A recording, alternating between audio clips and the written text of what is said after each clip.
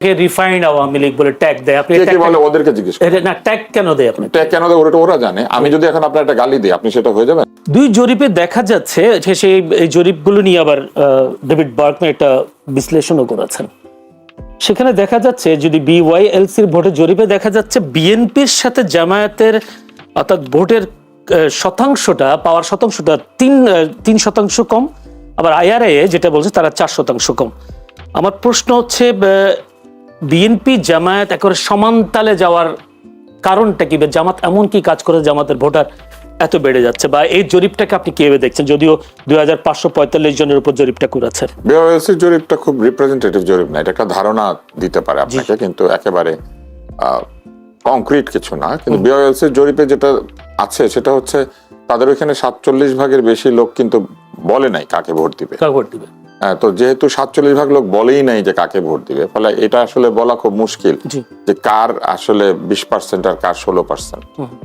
তো এই জন্য আমি মনে করি যে বিওয়াইএলসির জরিপ থেকে বরং আমাদের অন্য মেসেজ নেওয়া উচিত।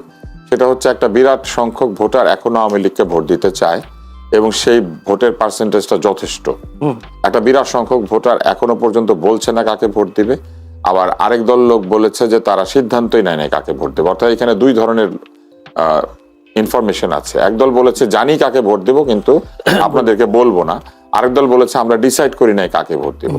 ফলে এই নন ডিসাইডেড ভোটার এবং decided but not disclosing voter এদেরকে যদি যুক্ত করেন তাহলে 47% লোক চুপ করেছিল এই জরিপে, 47% লোক চুপ করে আছে। ওইখানে বিএনপির ভোট আছে না, প্রতিদ্বন্দ্বী জামায়াত ইসলামীকে আওয়ামী লীগ ভোট দিবে এরকম একটা বিশ্লেষণ। না, এটা যদি কেউ মনে করেন কারণ বলেছেন যে স্থানীয় বিএনপির কর্মীরা যেহেতু সাবেক আওয়ামী লীগ সমর্থকদের সঙ্গে কঠোর আচরণ করেছেন বলে জানা গেছে, আওয়ামী লীগ সমর্থকদের অনেকেই জামায়াতকে কম খারাপ বিকল্প হিসেবে নিতে পারে। আওয়ামী লীগের ভোটাররা এরকম একটা আওয়ামী লীগের ভোটাররা ঠিক এইরকম না যে তারা তাদের দীর্ঘদিনের যে আদর্শিক অবস্থান সেটাকে জলাঞ্জলি দিয়ে শুধুমাত্র কেউ তাকে মার দিবে না সেই জন্য তাকে ভোট দিবে, ব্যাপারটা এরকম না। আর আওয়ামী লীগের অনেক তো টাকা দিয়ে এলাকায় এসেছেন এরকম খবর, সেটা একজন দুইজন 100-500 লোকের সাথে হতে পারে, একটা দলের সাথে করা খুবই কঠিন। আর আরেকটা বিষয় হচ্ছে যে 71 সালে যারা হত্যার সাথে জড়িত ছিল যে দল, সেরকম একটি দল এখন বলছে আমি তোমাদেরকে মারবো না, কতটুকু তাদেরকে বিশ্বাস করা যাবে সেটা তো চিন্তা করতে হবে। কেননা আওয়ামী লীগ তো বিচার করে তাদের নেতাদেরকে তো তার আওয়ামী লীগ রীতিমতো ফাঁসিতে মৃত্যুদণ্ড দিয়েছে। তো তাহলে আওয়ামী লীগ যদি বিশ্বাস করে যে তারা এসে তাদেরকে কিছু করবে না, করতে পারে। কিন্তু যদি আপনি যৌক্তিকভাবে চিন্তা করেন তাহলে আওয়ামী লীগ কখনোই জামাত বা এনসিপি কে ভোট দিবে না, হয় তারা ভোট দিতে যাবে না, আর যদি যায় তাহলে বিএনপি অথবা জাতীয় পার্টিকে ভোট দিবে। এই জামায়াতের এই উত্থানকে বিএনপি কিভাবে দেখছেন, প্রথম একটি। দ্বিতীয় কথা হচ্ছে বিএনপি তো তিনবার ক্ষমতায় ছিলেন, বিএনপি থেকে মানুষ মুখ ফিরিয়ে নিচ্ছে কেন? সে ফিরে নেওয়ার কারণ এটা কিনা যে 5 আগস্টের পর চাঁদাবাজি, অন্তকন্দল, হানাহানি, সংঘর্ষ এসব ঘটনার কারণে মানুষ কি বিএনপি থেকে মুখ ফিরিয়ে নিচ্ছে যার কারণে এরকম কমে যাচ্ছে? আমি যা কিছুই বলি, বাংলাদেশের মানুষ তো সবাই গাঁজা খেয়ে তো আর উন্মাদ হয়ে যায় নাই। যে প্রথম কথা হচ্ছে ধর্মভিত্তিক একটি রাজনৈতিক দল এটা জাতীয় ঐক্য এটা তৈরি করতে পারে না। তো এইটা প্রথমত হচ্ছে যে বাংলাদেশের মানুষ, আপনি যদি হিন্দুর সংখ্যা বা অন্যান্য ধর্মাবলম্বীর সংখ্যা 8-10% ধরেন, কিন্তু তাদের প্রভাবটা অনেক বেশি। প্রথমত এই ধর্মভিত্তিক রাজনৈতিক দল, এটা হিন্দু ধর্ম হোক আর যে মুসলমানদের ধর্ম হোক, এই ধর্মভিত্তিক কোনো রাজনৈতিক দল বাংলাদেশে 71 সালের পরে ক্ষমতায় আসার কোনো সম্ভাবনা নাই। প্রথম কথা হচ্ছে একটা, ক্ষমতায় আপনারা এনেছিলেন তো একবার, শুনেন এখানে কয় % ভোট পেয়েছিল? এনেছেন বলেছে, আমি কত পার্সেন্টের কথা বলিনি। যে 1996 সালে 300 আসনে ভোট দিয়ে কি বলে 300 আসনে নমিনেশন দিয়ে 8% ভোট পেয়েছে, এটাই তার হাইয়েস্ট 96। তো এখন কত বছর হবে? এখন তো প্রেক্ষাপট চেঞ্জ হয়েছে, তারাই বলে। আমি আপনাকে বলি, আপনাকে যদি গ্রেটার সিলেটে 19টা আসনের মধ্যে একটা আসন পাইতে পারে, একটা, তো সেটা কানাইঘাট জকিগঞ্জ একবার পাইছিল, জামাত বেশি একবার পাইছিল। ওইখানে জামাত না, ওইখানে হচ্ছে অন্য একটা সম্প্রদায়গত বিষয় আছে। তো সেইখানে মৌলানারা ওই ইয়ার থেকে কি বলে ওই সম্প্রদায়ের থেকে তারা রিপ্রেজেন্ট করেন। আর কোনো আসনে আমি আপনাকে আরো 1 বছর আগে বলছিলাম যে ওই শফিক ডাক্তার শফিক সাহেব, উনি সিলেটের যে আসন থেকে দাঁড়াবে এই আসন থেকে ফেল, বুঝতে দাঁড়াচ্ছে না উনি। ওনার বাড়ি কুলাউড়া, ওই আসনে গিয়ে এখনো দাঁড়াইলে 10,000 ভোট পাবে। তো ইন দ্যাট কেস আমি তো কোনো পরিবর্তন দেখলাম না। আমার হবিগঞ্জ, বানিয়াচং আজমেরিগঞ্জ, হবিগঞ্জ 2 আসন হাইয়েস্ট 5 থেকে 10,000 ভোট পাবে, 5,000 ভোট পায় জামাত। নবীগঞ্জ 5,000 ভোট পায়, হবিগঞ্জ আরো কম ভোট পায়, দেয় না, ইলেকশনই করে না। তারপর আপনার মাধবপুর চুনারঘাট 10,000 ভোট পাবে হাইয়েস্ট। তো আমি দেখলাম তো এই যে এটা হয়তো জামাত হচ্ছে জিতে যাচ্ছে হচ্ছে এই যে টেলিফোনে, ফেসবুকে বট আইডি দিয়ে এই জরিপটা তো এই জরিপটা আমি আপনাকে বলি যে জরিপটা হচ্ছে এই যে তুষার ভাই অফলাইনে বলছিলেন না যে 23 সালে শেখ হাসিনাকে বলছিল এরা যে 70% মানুষ তাদেরকে চায়, আর এইবার বলছে ইউনুসকে 70% মানুষ চায়। 24 সালে হাসিনাকে ধাওয়াইয়া দিচ্ছে বাংলাদেশ থেকে বিদায় করে। তো এইবার বলছি যে আমি চিন্তা করছি যে এইরকম হয় কিনা যে ডক্টর ইউনুসকে এইরকম বাতাস দিয়া যে এইরকম হাসিনার মতো বলে কিনা যে আমি একটু 5 বছর থাকি, যে আসেন গণভোটটা ডক্টর ইউনুসকে চান কিনা, এইটা দিয়ে একটা গণভোট করতে পারতেন। এই 24-এর কি বলে এই জুলাই সনদ, এটাকে নিয়ে তো টানটানি করার দরকার ছিল না। উনি বরঞ্চ বলতে পারতেন যে পরবর্তী ইলেক্টেড গভর্নমেন্টের কাছে ক্ষমতা দেওয়া পর্যন্ত আমি থাকতে পারবো কিনা, এইটা চাইতে পারতেন। তো এটা না চেয়ে এইসব বিষয় না টানটানি করতে, মানে এই জরিপগুলো কি সরকারের পক্ষে যাচ্ছে? এইগুলো সব ফ্যাব্রিকেটেড, এইগুলো সব। আপনাকে আমি একটু বলি, আপনি আমার টক শো তো এসেছেন আরো বেশ কয়েকবার। 5 আগস্টের পরে মানুষের মধ্যে একটা যে পাবলিক পারসেপশন ছিল বিএনপি ক্ষমতায় চলে আসছে, ইদানিং মানুষের মধ্যে আবার পারসেপশন তৈরি হয়েছে জামাত ক্ষমতায় চলে আসছে। তাহলে এই যে 5 আগস্টের পরে এই সময়টাতে কেন মানুষের মধ্যে পাবলিক পারসেপশনটা তৈরি হলো? প্রথম দিকে তো বিএনপির পক্ষে ছিল। আমি তো মনে করি যে ইলেকশনে গেলে আমি তো এখনো যে বিভিন্ন ভোটের মাঠ তো এখন তো মোটামুটি ঠান্ডা পড়েছে, ডিসেম্বর মাস এসছে, তো ডিসেম্বর মাসে আমি তো কোথাও দেখি না, কোথাও তো আমি দেখলাম না যে কোনো ভোটের মাঠে কোথাও জামাত ওইভাবে আছে। জামাতের কর্মী যেটা যা কয়টা মিছিলে আসে, জামাতের যা কয়জন মিছিলে আসে, মিটিং এ আসে, এই ভোট এই কয়টাই। ধন্যবাদ। আমি একটু যেতে চাই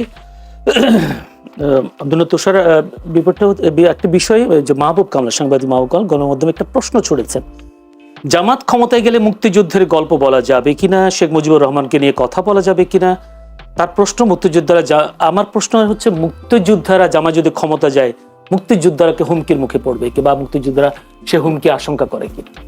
মাহবুব কামাল সাহেব এটা বলেছেন, এনসিপি ক্ষমতায় গেলে বলা যাবে, এটাও তো জিজ্ঞেস করতে হবে। এনসিপি যদি কালকে ক্ষমতায় যায় তাহলে কি উনি যে প্রশ্ন, না জরিপে না আসুক, জরিপে তো একমাত্র কথা না, বাংলাদেশের অনেক দল আছে যারা ক্ষমতায় গেলে পরে এই কথাগুলি বলা যাবে না।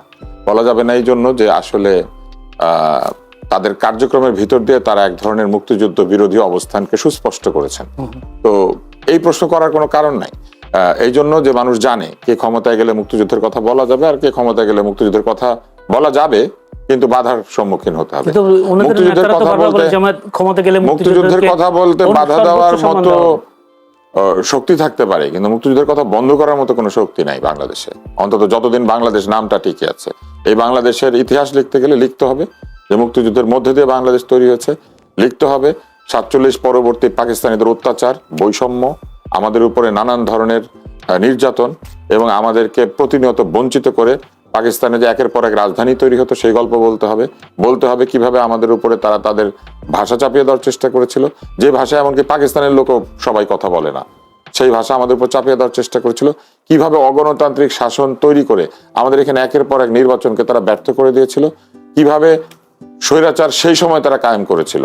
আইয়ুব খান কি গণতান্ত্রিক ছিল? ইয়াহিয়া গণতান্ত্রিক ছিল? ইস্কান্দার মির্জা গণতান্ত্রিক ছিল? পাকিস্তান তার নিজের দেশের একটা কনস্টিটিউশন এখনো পর্যন্ত ঠিক মতো লিখতে পারে নাই। অতএব মুক্তিযুদ্ধের কথা লিখতে গেলে, মুক্তিযুদ্ধের কথা বলতে গেলে আমাদের গৌরবের কথা বলতে হবে। মুক্তিযুদ্ধের কথা বলতে গেলে বাংলাদেশ আসবে, বাংলাদেশের কথা বলতে গেলে মুক্তিযুদ্ধ আসবে। এমনকি বাংলাদেশ তৈরি না হলে আজকে যে জামায়াতে ইসলাম ক্ষমতা আসার কথা ভাবছে সেটা ভাবতে পারতো? পাকিস্তানে পারে জামায়াতে ইসলাম ক্ষমতা আসতে? এটার দায় কি আওয়ামী লীগকে দেবেন না? দায় কার তার তো ইম্পর্টেন্ট না। এই যে শোনেন দায় কার এটা তো ইম্পর্টেন্ট না। আপনি আমি তো এখানে বিচার করতে বসে নাই, আমরা এখানে বসেছি কি হতে পারে কি হতে পারে না এটা বলার জন্য। বিচার তো হচ্ছে, কার দায় কি সেটা বিচার হচ্ছে, আমরা দেখতে পাচ্ছি। আপনি আরেকটা প্রশ্ন করেছেন, সেটা হলো যে কি হতে পারে বলে আমি মনে করি। আমি যেটা মনে করি যে বাংলাদেশে সবসময় মুক্তিযুদ্ধের পক্ষ এবং বিরোধী দুইটা শক্তি কার্যকর ছিল, এবং যখন ইলেকশন হয়েছিল তখনও কিন্তু সকলে তারা আওয়ামী লীগকে ভোট দেয় না, আওয়ামী লীগের বিরোধীরা ছিল না। যখন মুক্তিযুদ্ধ হয়েছে তখনও তো সবাই বাংলাদেশের পক্ষে থাকে নাই। যেটা আমরা খুব আশঙ্কাজনকভাবে লক্ষ্য করছি যে একদল মানুষ এসে বলছেন যে তারা পাকিস্তান চেয়েছিলেন কিন্তু তারা যুদ্ধে অপরাধ করেন নাই। পাকিস্তান চাওয়াটাই একটা অপরাধ। যখন গোটা জাতি মুক্তির সংগ্রাম করছে, আপনি সেই মুক্তির বিরুদ্ধে যাওয়া মানে আপনি অপরাধ করেছেন। আজকে যখন স্বৈরতন্ত্র বা স্বৈরতান্ত্রিকের পক্ষে থাকা অপরাধ হয়ে গিয়েছে, তাহলে পাকিস্তানের পক্ষে থাকা কোনো অপরাধ না? আপনি চিন্তা করেন কত ফ্লড যুক্তি। আজকে যখন আমরা বলি যে এই 24-এর গণ আন্দোলনের বিপক্ষে যাওয়া এটা একটা অন্যায়, আমরা যখন বলি যে এই যে প্রাণক্ষয় হয়েছে সেই প্রাণক্ষয়কে স্বীকার না করে স্বৈরতান্ত্রিক সরকারকে ফিরিয়ে আনা বা তাদের প্রতি সহানুভূতিশীল হওয়া এটা একটা অন্যায়, অথচ সে একই লোকেরা কি বলে যে ওনারা পাকিস্তান চেয়েছিলেন, স্বাধীনতার বিরোধী ছিলেন কিন্তু রাষ্ট্রের বিরোধী ছিলেন না এবং করেন নাই, তারা কোনো যুদ্ধাপরাধ করেন নাই। কিন্তু এই যে বাংলাদেশ না চাওয়াটাই যে একটা অপরাধ, এটা কেন হবে না? যদি আন্দোলনের বিপক্ষে গেলে সেটা অপরাধ হয়ে যায়, তাহলে বাংলাদেশের বিপক্ষে গিয়েছিল সেটা অপরাধ ছিল না? এইবার আসেন তৃতীয় বিষয়টা আমি বলি, কারণ এটাই শেষ কথা। এরপর আমি যাবো আর কি, আজকে আর হাতে সময় নাই আমার, আপনার সময় আছে কিনা জানি না। এই মুহূর্তে আমাদের সামনে যেটা খুব প্রয়োজন সেটা হচ্ছে গণতন্ত্র। এই পুরো যা কিছু হয়েছে বাংলাদেশে, এটা হয়েছে অগণতান্ত্রিকতার কারণে, স্বৈরতান্ত্রিকতার কারণে। প্রকৃত বিরোধী দল বা প্রকৃত বিরোধীদেরকে কথা বলতে না দিয়ে গৃহপালিত বিরোধী দল তৈরি করার মধ্যে দিয়ে, রাজনীতিকে প্রভাবিত করার মধ্যে দিয়ে, সরকারি যন্ত্র কাজে লাগিয়ে ক্ষমতায় থাকার চেষ্টা করার মধ্যে দিয়ে। ফলে যদি গণতন্ত্র আসে তাহলে এই জিনিসগুলি এমনিতেই সেরে যাবে। এই পুরো ব্যাপারটা কিরকম, একটা রোগীকে কল্পনা করেন, সেই রোগীর ইলেকট্রোলাইট ইমব্যালেন্স হয়েছে, অর্থাৎ শরীরে যে সোডিয়াম, পটাশিয়াম, বাইকার্বনেট এইগুলির মাত্রা ঠিক নাই। ওইটা ঠিক না করা পর্যন্ত ওই রোগীর শরীর আপনি যে ওষুধ দিবেন, যাই দিবেন, নাই দিবেন, কোনো কাজ করবে না। এই আমাদের গণতন্ত্র না থাকাটা হচ্ছে ওই রকম ইলেকট্রোলাইট ইমব্যালেন্স। আমাদের যখন এই গণতন্ত্র আসবে, গণতন্ত্রের ভুল ত্রুটির মধ্যে দিয়ে মানুষ তার অধিকারকে প্র্যাকটিস করবে, রাজনৈতিক দলগুলি আরো পরিশুদ্ধতার দিকে যাবে, এবং জনগণের রায় যত আমরা পাবো ততই এই ধরনের উজবুকি বা উদ্ভট কথাবার্তা বলা লোকগুলি কমে যাবে। আর লোকে কেন ভাবছে জামাত ক্ষমতা আসবে? এটা তৈরি করা হয়েছে। কেউই ক্ষমতা আসবে এটা আলাদা করে ভাবার কোনো সুযোগ নাই যতক্ষণ না ভোট হয়। কিন্তু এই যে হঠাৎ করে পার্সেপশনটা তৈরি হচ্ছে, একটা বড় কারণ হচ্ছে আপনি দেখবেন সারা বাংলাদেশে ছাত্র সংসদে নির্বাচন না দিয়ে 4টা ইউনিভার্সিটিতে নির্বাচন দেওয়া হয়েছে, যেই নির্বাচনগুলির 2টাতে এমনিতেই সবসময় জামাতপন্থী যে ছাত্র সংগঠন তারা এগিয়ে থাকে, আর বাকি যে 2টা সেখানে জাহাঙ্গীরনগরে তাদের এক কাছাকাছি লড়াই হতো। শুধুমাত্র ঢাকা বিশ্ববিদ্যালয়ের এই ব্যালেন্সটা চেঞ্জ হয়েছে, এবং এটা হওয়ার একটা কারণ আছে, আমি সেটা আপনাকে বলে দিই। বিগত 16, 17, 20 বছর ধরে বাংলাদেশের মধ্যবিত্তরা প্রাইভেট বিশ্ববিদ্যালয়ের ছেলে মেয়েদেরকে পাঠিয়ে দেয়, এবং বিগত সরকারের প্রধানমন্ত্রী ডিগ্রির সমকক্ষতা তৈরি করে দিয়ে এমন একটা অবস্থা তৈরি করেছিলেন, ঢাকা বিশ্ববিদ্যালয়ে খোঁজ নেন যে এইখানে বিভিন্ন রাজনীতি প্রভাবিত শিক্ষা প্রতিষ্ঠান থেকে ঢাকা বিশ্ববিদ্যালয়ে এখন প্রচুর ছাত্রছাত্রী ভর্তি হয়। ভর্তি পরীক্ষা ছাড়া না, ভর্তি পরীক্ষা দিয়ে ভর্তি হয়, কিন্তু এই প্রাইভেট বিশ্ববিদ্যালয়ে যাদেরকে পাঠিয়ে দেয় আমাদের পরিবার পরিজন, তারা অনেকে এই পাবলিক বিশ্ববিদ্যালয়ে ভর্তি হতে আর যায় না। নাকি টিকে না? ভর্তি না, টিকে না, এই কথাটা ঠিক না। যারা পরীক্ষা দেয় তারা মেধার ভিত্তিতে টিকে, কিন্তু আপনি খেয়াল করে দেখবেন এই ডিগ্রি সমকক্ষতা তৈরি করে দেওয়ার কারণে একটা বিরাট সংখ্যক লোকজন সেখানে পরীক্ষাও দিতে পারছে এবং তারা সেখানে ভর্তি হচ্ছে, এবং সেই কারণে এই ব্যালেন্সটা চেঞ্জ হচ্ছে। পরীক্ষা দিতে পারার সুযোগ করে দেওয়া, তো সেজন্য তো পরীক্ষা করে দিতে পারার সুযোগ আর একটা ডিগ্রি সমকক্ষতা করা এক না। পরীক্ষা দেওয়ার সুযোগের জন্য আপনি ডিগ্রি সমকক্ষতা করার আগে এইটার ক্যালিব্রেশন করেছেন, ওইখানে কি পড়ানো হয়, এখানে কি পড়ানো হয়, সেটাকে সমকক্ষতায় নিয়ে এসেছেন। একই বই পড়ে, একই রকম শিক্ষা ব্যবস্থা, সকালবেলা উঠে একদল স্কুলে গিয়ে সবাই পিটি করে আর আমার সোনার বাংলা গান গায়, আরেক জায়গাতে সোনার বাংলা গান গাইলে পিটায়। আপনি যে ডিগ্রি সমকক্ষ করে দিলেন, ওনার তো জননী হওয়ার শখ হয়েছিল, উনি জননী হয়েছেন, জননী হয়ে তো এখন উনি অন্য দেশে আছেন, আর এইখানে এইরকম একটা ইমব্যালেন্স তৈরি করে দিয়েছেন। উনি তো একটা দুইটা জননী হন নাই, মানবতার জননী হয়েছেন, তারপরে কওমের জননী হয়েছেন, নিজের দলের লোকজনের জননী হয়েছেন, রোহিঙ্গাদের জননী হয়েছেন।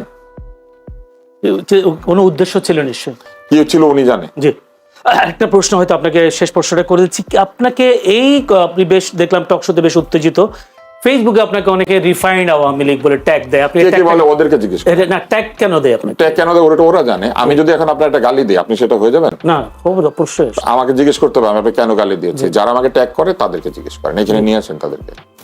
মানে আপনার, আমি উত্তেজিত হই নাই, আমি যেটা দরকার উপযুক্ত জায়গাতে উপযুক্ত কথা বলেছি। উত্তেজনা আর কাউকে প্রকৃত কারণে ধমকানো দুইটা এক না। আপনার আব্বা আম্মা আপনাকে কোনোদিন ধমকায় নাই? উত্তেজিত হয়েছিল, আপনি প্রাপ্য ছিল, আপনাকে ধমক দিয়েছে। আমি বাবের বয়সে আমি ধমক দিয়েছি। আচ্ছা, মানে ধমকটা দিয়েছিলেন? হ্যাঁ দিয়েছি, আবার দিব, এবং আপনি যদি এখন এরকম করেন আপনাকেও দিব। আমি ধমক দিতে রাজি আছি। হ্যাঁ নেন, আপনি রাজি আছেন, কিন্তু যারা কিন্তু যারা ট্যাগ করেছে তারা রাজি নাই। তারা মনে করে তারা আমাদেরকে ধমকাতে পারে, তারা আমাদেরকে যা খুশি তাই বলতে পারে, এটা তারা মনে করে। সুতরাং তাদের ধমক প্রাপ্য। ধন্যবাদ আব্দুল তুষার, আপনাকে আমি ধন্যবাদ জানাই। আপনার কথাও পরিষ্কার। একটু যেতে চাই মোশাররফ আহমেদ ঠাকুর। মোশাররফ আহমেদ ঠাকুর, আপনাকে এই প্রশ্নটা আমি আব্দুল তুষারকে করেছি, আপনাকে একটু করতে চাই। আপনি জেনেছেন নিশ্চয়, আজকে খবরটা জেনেছেন।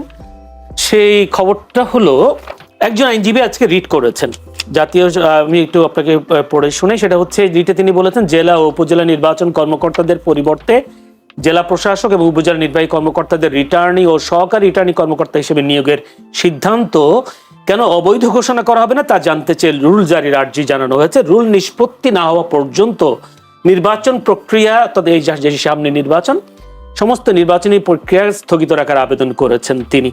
এইটা কি আপনি নির্বাচনকে বাধা দেওয়ার একটা উপায় মনে করেন কিনা? সামনে আবার নতুন করে কেউ নির্বাচনকে বাধাগ্রস্ত করার জন্য কোনো প্রতিবন্ধকতা তৈরি করবে কিনা, আপনি কি ভাবছেন বিষয়টা নিয়ে? ধন্যবাদ আপনাকে। নির্বাচনকে বাধাগ্রস্ত করার জন্য তো অনেকেই ভাববে, এটা স্বাভাবিক নয় কি?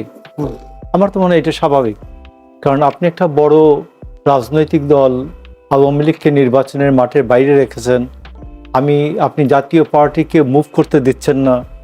তো এইসব মিলিয়ে একটা জনগণের বড় অংশ নির্বাচনী প্রক্রিয়ার বাইরে আছে প্রায়।